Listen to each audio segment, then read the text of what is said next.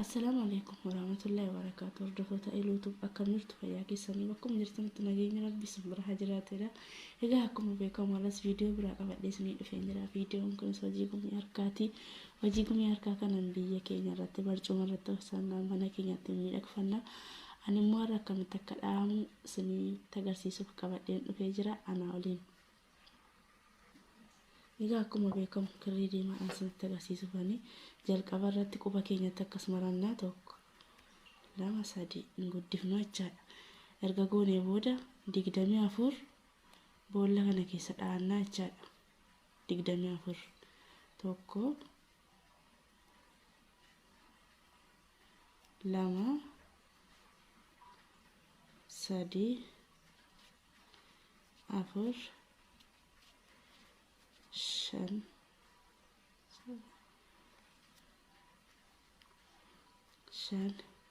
akkasitti 24 dha'annaa jechaadha boolla kana keessa. Egaa akkasitti 24 dha'anneerra amma asitti bakka akkas adda jiru irratti finnee si kanaan ol guduunfannaa jechaadha.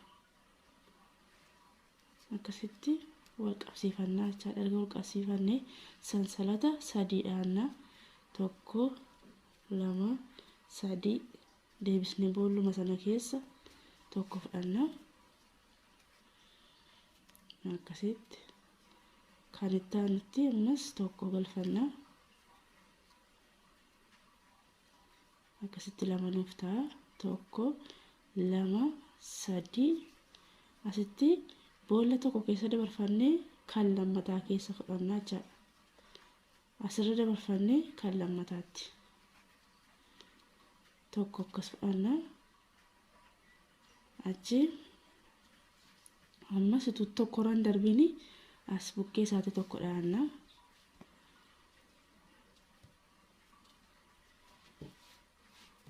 Amma sansalata 3 tokko lama sadii deebisnee ammas boolla tokko irra darbinee kan lammataa irra dha'annaa jechaadha. Akkasitti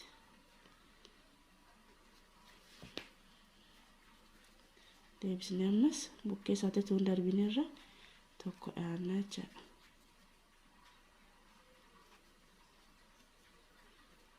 Ammas sansalata 3 tokko lama sadii akkasitti 8 dha'annaa jechaadha. Tokko lama sadii. Erga 8 dha'annee amma asitti wal qabsiifnee sansalata 3 dha'annee sansalata 3 erga dha'annee tokko achumatti dabalannaa jechaadha. Achi ammas deebisnee boolla kana keessa bukkeetti akkasitti lama nuu ta'u jechaadha. Erga lama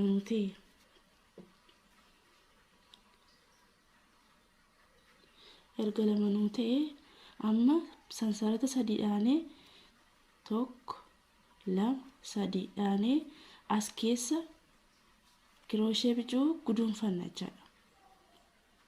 Asitti irra isin deebi'a. Sansalata 3 dha'anee as keessa kirooshee keenya irra akkasitti hin xalafin duwwuma finnee asiin akkasitti bicuu baafannaa jechaadha. Tun dheeressin. Ammas sansalata 3 dha'ana tokko lama sadii erga dha'anee kunoo as keessa tokko baafannaa. As tokko baafannaa tokko ammas deebisnee bukkeeruma isaatti tokko akkas dha'anna. Akkasitti kun lama lamumaan ol nu ba'a jechaadha marsaa kana. Ammas sansalata 3 tokko lama sadii akkas kirooshii keenya utuu hin xalafin duwwama isaa asiin akkas baafannee gabaabduu si asiin akkas harkifannaa jechaadha tun dheeressin. Akkasitti ammas tokko lama sadii erga 3 dha'anee amma kirooshii keenya irraa akkas goone xalafannaa. Kunoo boolla mul'attu kana keessa akkas galfannee tokko harkifannaa guduunfannaa. Ammas tokko kunoo akkasitti guduunfannaa jechaadha. Lama nuuf ta'u jarri kun. Ammallee 3 tokko lama sadii deebisnee mataa kirooshii keenyaa tun guduunfin akkasumaan asiin galfannee akkasitti 1 2 3 amma kiroshii keenya irra maranna achi tokko akkas dhaanna ammas kunoo bukkee kanarra tokko dhaanna bakki isaa mul'ata waan ta'eef akkasitti lama nuuf ta'u jechaadha gaafa dhaam akkas nuuf ta'a jechaadha akkasitti zurii guutanneerra bifa akkasii nuuf ta'a jechaadha amma marsaan sadaffaan amma sansalata 5 dhaannaa jechaadha 1 2 3 4 5 5 kana finnee sila tokko dhaannee ajjeesne kana darbinee finnee as keessa bukkee kana tokko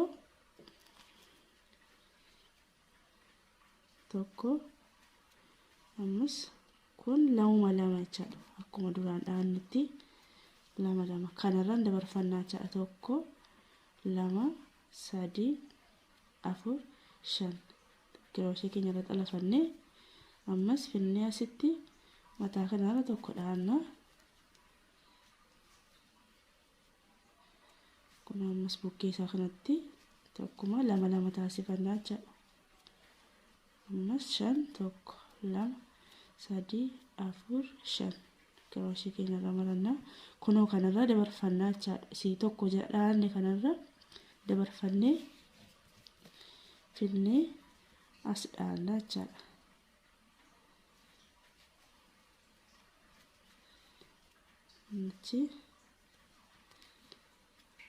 akkasitti lama nuuf ta'a jechaadha egaa zuurii erga guutannes akkasuma ta'ee jira amma akkasitti dhaannaa jechaadha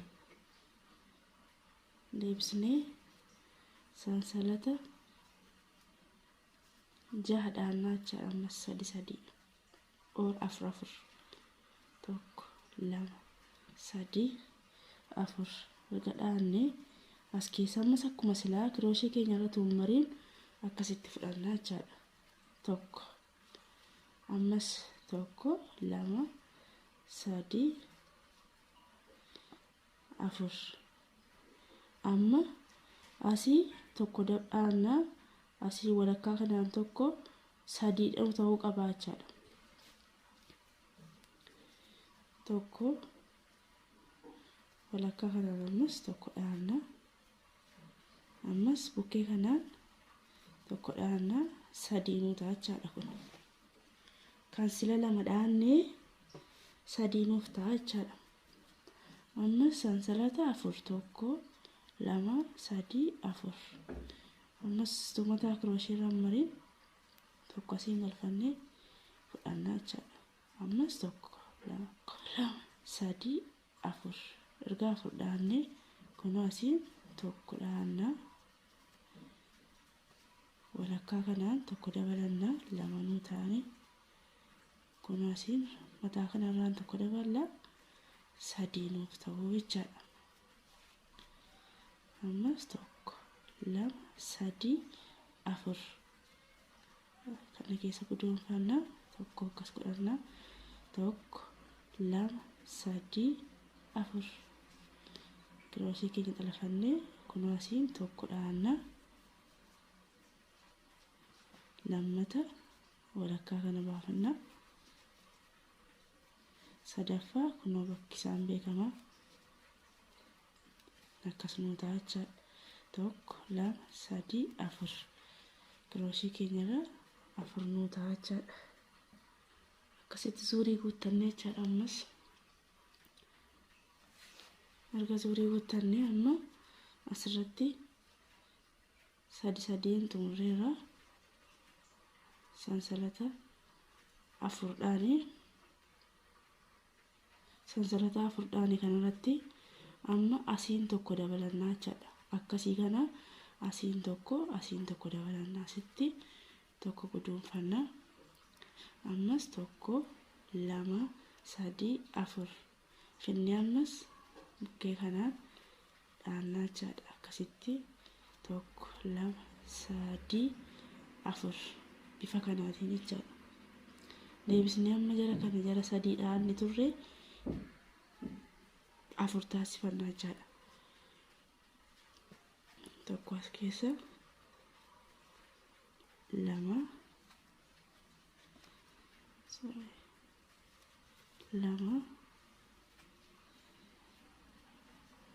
sadii asuma boolla tokko keessa lama dhaana afur akka nuuf ta'uuf afur nuuf ta'uuf jechaadha. Ammas sansalata afur tokko lama sadii afur kirooshii keenya irra tumbaratiin finnees bukkee kana tokko akkas dhaanna. Ammas sansalata afur tokko lama sadii afur amma asitti tokko akkas tajjifannaa tokko lama sadii afur kirooshii keenya irra marree tokko kana keessa baafannaa. Lammata kana keessa sadaffaa umarra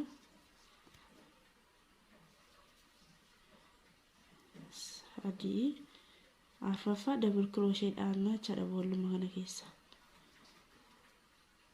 Akkasitti jarri kun afur nuu ta'anii lama turanii sadii ta'e afur achi tokko lama sadii afur akkasuma jedha kana dhaannaa jechaadha. Egaa zuuriin shanaffaa kana fakkaata. Amma zuurii ja'affaa jalqabnaa jechaadha. Ja'affaan ammas kun afurumaan ol ba'a. Ammas afur dhaannaa tokko lama sadii afur as keessa tokko dhaannaa ammas akkuma sana tokko lama sadii afur ammas kana keessa sadii tokko dhaannaa tokko lama sadii afur deebisnee ammas as keessa tokko dhaannaa tokko lama sadii afur amma kirooshii keenyatti marannee tokko as keessa dhaannaa tokko lama sadii afur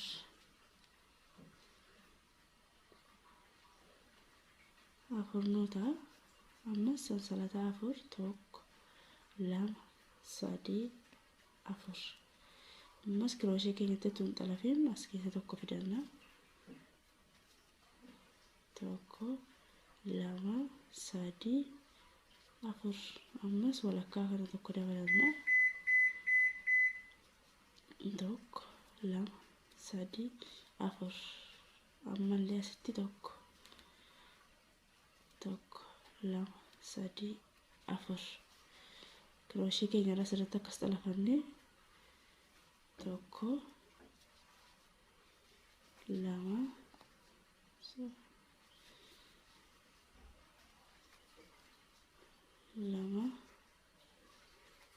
sadii afur nuu ta'a jechaadha. Akkasitti bifa kanaan uumamaa deemaa jechaadha. Egaa marsaan ja'affaa akkasitti nuu beera. Amma marsaan ja'affaa akkasitti nuu beera. Kun tokko ture lama godhannee achi sadii hin dabalaa turre jechaadha. Amma immoo hin qannasannaa jechaadha. Hin hirrifannaa kana waan sila amma sadiitti daballee amma immoo hin hirrifannaa jechaadha. Asii immoo bukkeedhaan lama lama kiroosh dabalii lama dhaanaa jechaadha. Bukkee kanaaf bukkee kanaan. Sansalata afur akkuma dhaanetti asiin tokko dhaana ammas kiroosh dabalee achumatti lama sila afur ture ja'a nuuf ta'a jechaadha. Kun tokko dhaama kunis tokko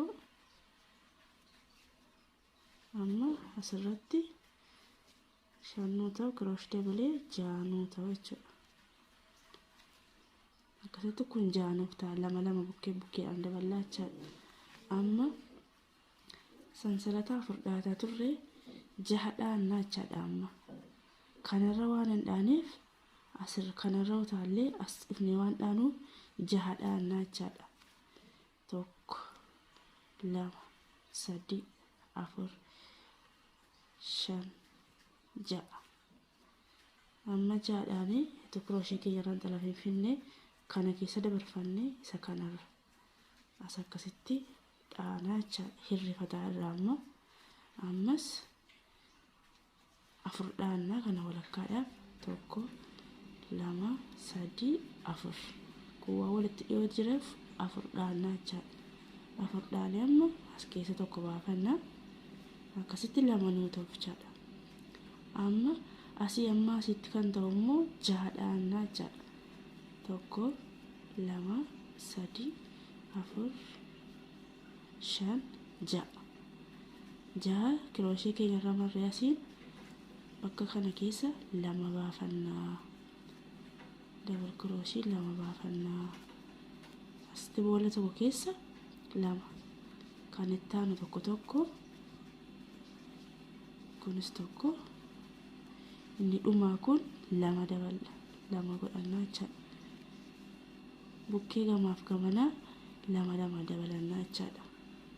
Kunis sanuma tokko, lama, sadii, afur, shan, ja'a. Amma asirra dabarfannee walakkaa kana dhaannaa. Sila sadii dhaannee tokko, lama, sadii, afur. Tokko, lama, sadii, afur, shan, ja'a. Sila kun tokko achi sadii achi amma lama dhaanne. Inni hirrifataa irraa jechaadha erga jaadhaanii. Asitti ammas bukkee kana double crochet lama. Walakkaan kun tokko. Ammas walakkaan tokko. Kun dhuma kanarraa ammas double crochet lama dhaanna.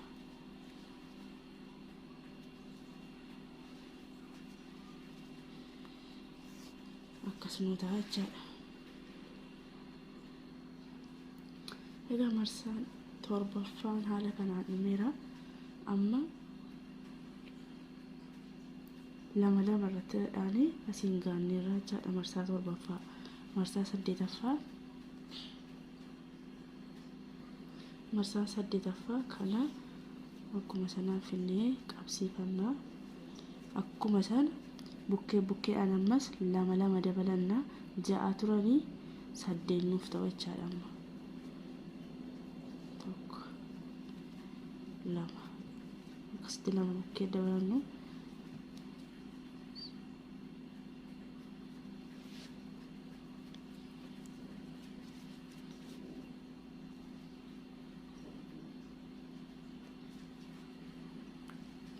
Bukkeedhaan qofa lama dabalannaa jechaadha. Inni walakkaan tokko dhaanaa jechaadha.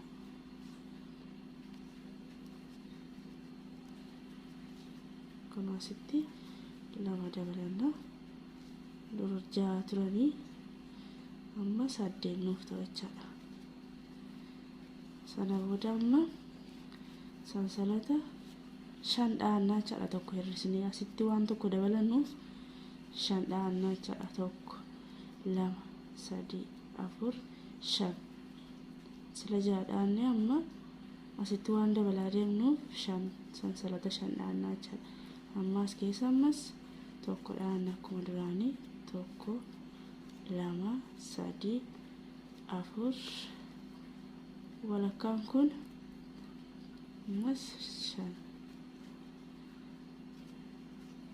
Tokko, lama, sadii, afur, 5. Ammas asitti 5 nuuf ta'u jechaadha. Tokko, sadii, afur, 5. Inni asiin bukkee kana ammas lama nuu dabalu jechaadha.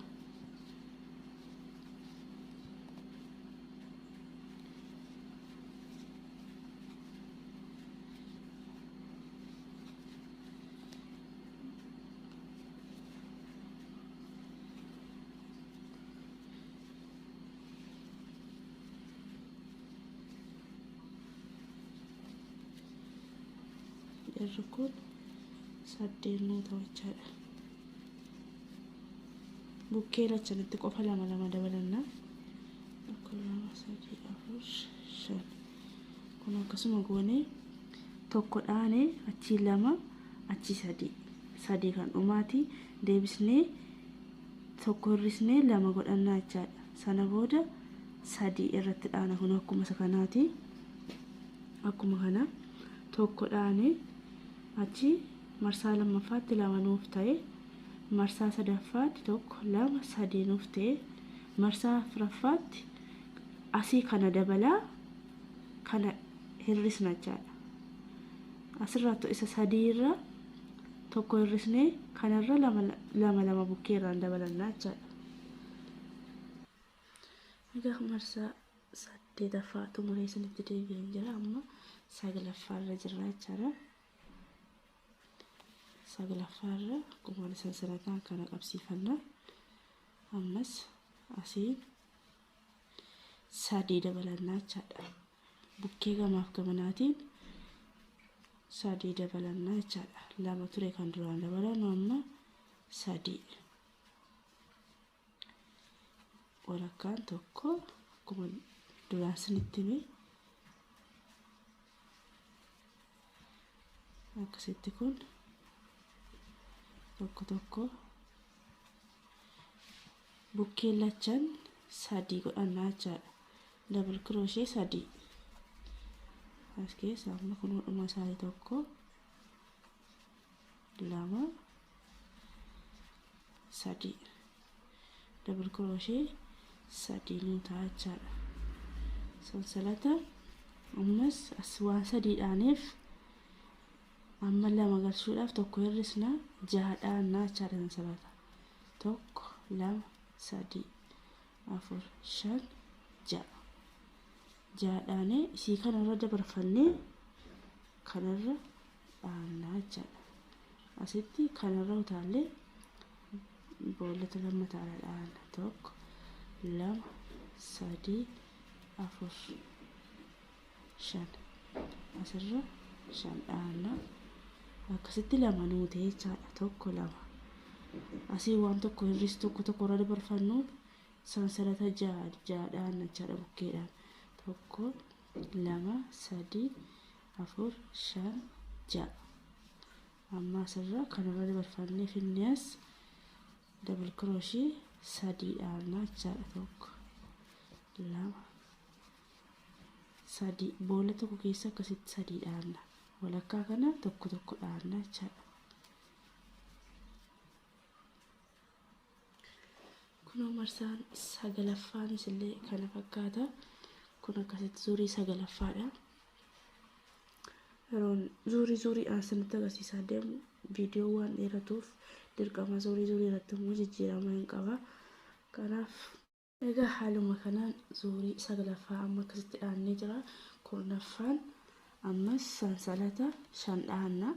Duraan gaafa asirraa qannasnu jaha dhaane amma waan dabalannuuf tokkoof asiin tokko bukkeen tokko waan dabalannuuf sansalata shan dhaanna jechaadha. Tokko dheeraa lama sadii afur shan akkasitti ammas akkuma hojii keenya akkuma duraanii kirooshii keenya irra tuumariin as keessa tokko baafannaa jechaadha.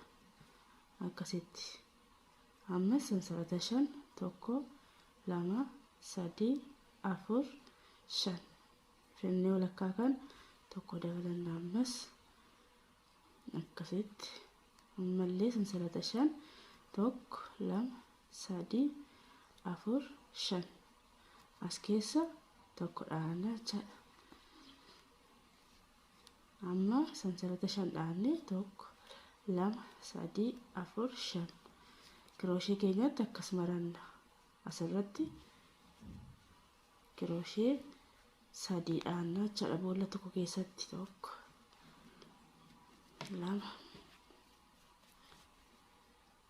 sadii bukkee gamaaf gamanarra sadii dabalanna boolla tokko keessa. Walakkaa kan akkuma duraan isinitti hime tokkuma tokko keessa baafanna jechaadha.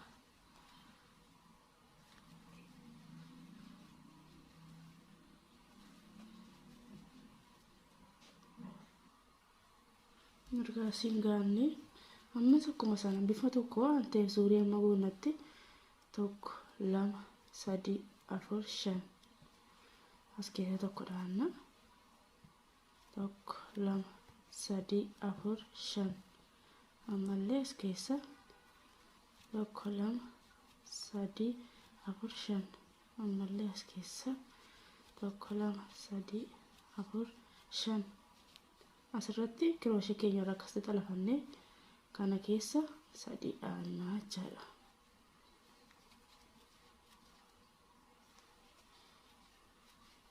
wala tokko keessa akkasitti 3 dhaanne kan itti aanu tokko dhaannaa amma dhufnee as keenyutti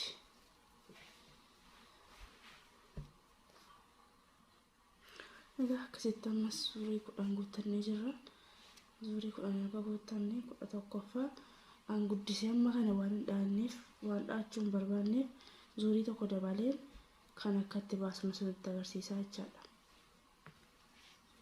akkuma sana amma 6 dhaannaa ammoo sansalata 6 1 2 3 4 5 6 asirratti waan hirrisaa deemnu jechaadha. duraan kan nuti 5 dhaanne tokko waan dabalannuuf amma immoo tokko waan hirrisannuuf sansalata 6 dhaanee kanarra dabarfannee salammataarra galfannaa jechaadha. akkasitti kana 6 dhaana kan immoo waan irra dabarfannu waan hin qabneef 5 dhaana 2 3 4 5 asitti as keessa asirratti 6 dhaana 1 3 4 5 6 kanarra waan dabarfannuuf 6 dhaannaa jechaadha. asitti kun akkuma beekamu 3 kirooshee 3 boolla tokko keessa dhaannaa sana booda kan afaan tokko dhaannaa jechaadha. akkasitti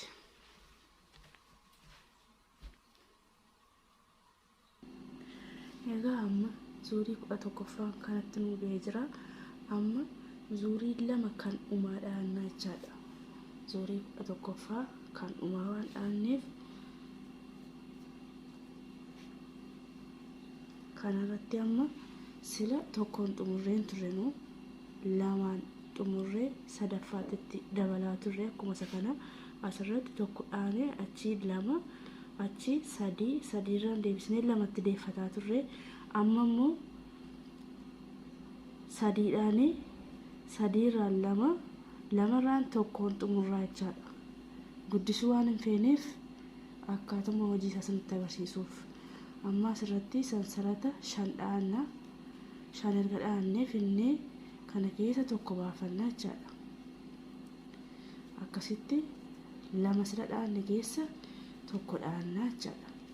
akkas 1 2 3 4 5 akkasitti tokko dhaannaa jechaadha. deebisnee as keessa akkuma duraanii sana 3 dhaannaa dhoofsisaa tokkuma kun bifuma tokko jechaadha. kanarratti qofa tokko dhaanna 2 ture 3 taasifannee 2tti deebisnee amma dhuma isaa tokko dhaanaa jechaadha. egaa akkuma beekamu zuurii 12 dhaannee jirra. amma xumura tokko qofa dhaannaa jechaadha. sadaffaan wanti inni adda isa godhu kana booda waan hin dhaanneef isii kana finnee as akkasitti duuchanna jechaadha. kirooshee keenyatu akkasirra mariin finnee sansalata tuun dha'in as keessatti walitti fidannaa jechaadha. egaa erga walitti fidannee akkasitti tokko taasifannee duraan boolla tokko keessa kirooshee 3 dhaanaa turre amma tokkuma tokko irra dhaannaa jechaadha. zuurii tokko kirooshee 3 boolla tokko keessa akka duraaniitti dhaannoo jechaadha. fixneera waan ta'eef akkas kirooshee tokko boolluma tokko keessa kirooshee tokko boolluma tokko keessa dhaannaa jechaadha. akkasitti amma kun xumura waan ta'eef boolla tokko keessa kirooshee 3 dhaannoo jechaadha. fixneerra isaa akkasitti boolla tokko keessa kirooshee tokko jalqabarraa hanga dhumasaatti.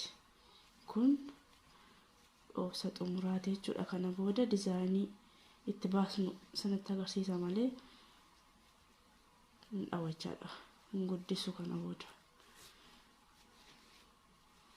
Akkasitti walitti guduunfannaa zuurii keenya walitti deebina.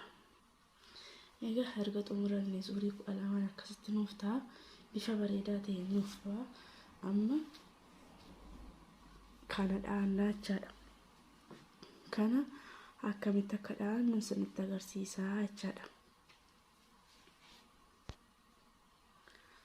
Amma deebisnee sansalata 6 dhaannaa jechaadha. 1 2 3 4 5 6. Erga 6 dhaanne 3 hirree asiin 1 2 3 asii gadi 1 2 3. Ammas finnee akkasitti kirooshee keenya akkasitti xalafannee finnee 3 fi 3 gidduutti akkas baafannechaadha. Akkasitti kana fidannee kana keessa akkas harkifannaa jechaadha. Erga harkifannee akkas keessa baafannee yeroo keessa baafannu tokko qofa baafannaa kirooshee keenya irratti lamaan nu hafa. Ammallee tokko achumatti asiin akkas gashannee baafannaa. Deebisnee ammas tokko qofa keessaa fudhannee kirooshee keenya irra 3 nuuf ta'a. Ammallee tokko akkas godhannaa akkasitti baafannaa kirooshee keenya keessa 4 nu hafa. 4 kirooshee keenya keessatti nu hafetti akkas walitti fidanna. Bakka tokkotti deebisnee sansalata 2 dhaannaa jechaadha. 1 2 erga 2 dhaannee 1 2 boolla 2 dabarfannee isa sadaffaa keessa itti kirooshee keenya irra xalafiin akkasitti galfannee guduunfannaa jechaadha. Akkasitti dizaayinii bareedaa nu ta'a. Ammallee 1 2 3 4 5 6 erga dhaannee ammas finnee sadaffaatti as tokko akka keessa baafannaa. Achi nakka sarkisnu kirooshee keenyatti 2 nu hafa. Ammas lammaffaa akkasitti harkifannaa. Nabaasnu kirooshee keenyarra 3 nu hafa. Sadaffaa ammas akkas harkifannaa kirooshee keenyarra 4 nu hafa jechaadha. 1 2 3 4 afran nu hafe kan walitti godhanna. Sana booda 1 2 guduunfannaa. Ammas 1 2 3 lamarra dabarfannee sadaffaa keessa akkasitti guduunfannaa jechaadha. 1 2 3 4 5 6 ammallee sadaffaa keessa akkas tokko foonaa. Sana booda akkasitti baafannaa. Ammallee tokko akkas fudhannaa. Achi akkasitti baafannaa 3 nu ta'a. Sadaffaa ammas akkas fudhannaa. Akkasitti kirooshee keenyarra 4 nu ta'a. Deebisnee afran kan akkasitti guduunfanna. 1 2 ammas 1 2 sadaffaa irratti qabsiifanna. Akkas 1 2 3 4 5 6 sadaffaa irratti akkasitti 1 ammas 3 dhaannaa jechaadha.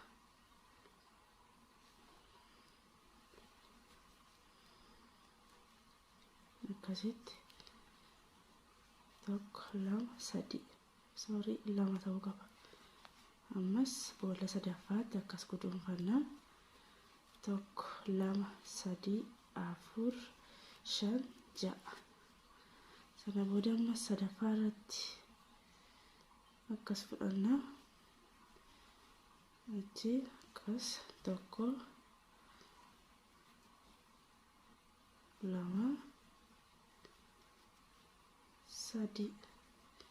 4 nu ta'u jechaadha. Kirooshee irratti 1 2 haala kanaan dhaannaa jechaadha. Haala bareedaa kan nuuf ta'a. Egaa hordoftoota YouTube kumiin hojii harkaa keenya akkasitti xumurannee jirra. Viidiyoon kun isinitti tole like, share, subscribe gochuun na jabeessaa maatiin ta'a. Waan isiniif galuu dide yookiin dogongoraa koomentiidhaan naaf deebisaa isiniin jira.